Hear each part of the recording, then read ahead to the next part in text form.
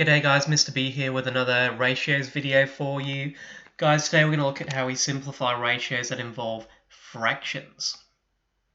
Now guys, we've already looked at a few videos around ratios. Ratios are used to compare quantities of the same kind.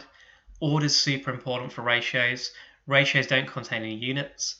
Ratios only contain whole numbers. So if we deal with things with fractions, we've got to get rid of those because we only want whole numbers.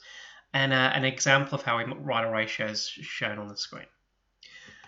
Guys, if we want to simplify ratios that include some fractions, well, we want to get rid of those fractions. And to get rid of those fractions, we need to multiply each number in the ratio by the denominator to get whole numbers before we can then go through and simplify. So let's look at some examples about how we do this. So if we got a ratio of half is to 5, well, you can see on this fraction here, the denominator, the number on the bottom of the fraction is 2.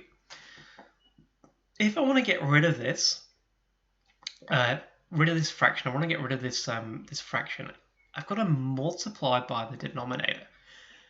I'm going to multiply by 2, and if I do it to one side, I've got to do it to the other.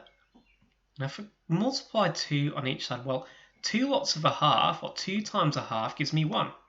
We get rid of our fraction, and 2 times 5 is 10, and we end up with a ratio of 1 is to 10. And guys, we can't get any simpler than that. That's as simple as it's going to get. That's our ratio in its simplest form. Job done. Which is awesome. But unfortunately, it's not always going to be as easy as doing it in one step. So let's look at another example. So here we've got an example of the ratio of 2/3 is to 4. Okay, well, if we look at this fraction on the left-hand side, the denominator, the bottom number on this fraction is 3. And if we want to get rid of this 3, we need to multiply by 3. And if we do it to one side of the ratio, we're going to do it to the other as well to keep it equivalent. And what we end up with is 2 is to 12.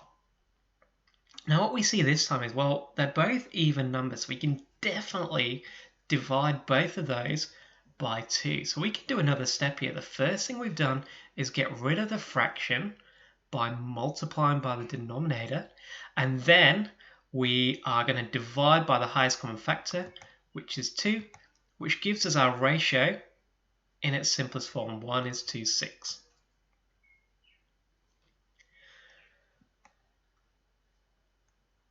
Okay guys, one more example before we go. So if we've got 8 over 5 is to 2. Okay, if we want to write this in its simplest form, well, we've got to multiply by 5 on each side. To get rid of this denominator, we've got to multiply by 5. If we do it to one side, we've got to do it to the other side of the ratio. Gives us 8 is to 10. And again, we're going to divide by the highest common factor on each side. We've got 8 to 10. Oh, they're both even numbers. So we can divide by 2 again on each side. Gives me a ratio of 4 is to 5. Alright guys, you give this one a go. Pause the video, give it a go, and then replay in a second and see how you go. Okay, we got ratio of 2 over 7 is to 2. Our denominator is 7, so we're going to multiply by 7 on each side to get rid of the fraction, which gives us 2 is to 14. They're both even numbers, so we can definitely divide by 2. If we divide by 2 on each side, it gives us 1 is to 7 as our ratio in its simplest form. Guys, that's been another maths tutorial with Mr. B. I hope you found it useful. See you again soon for some more maths videos.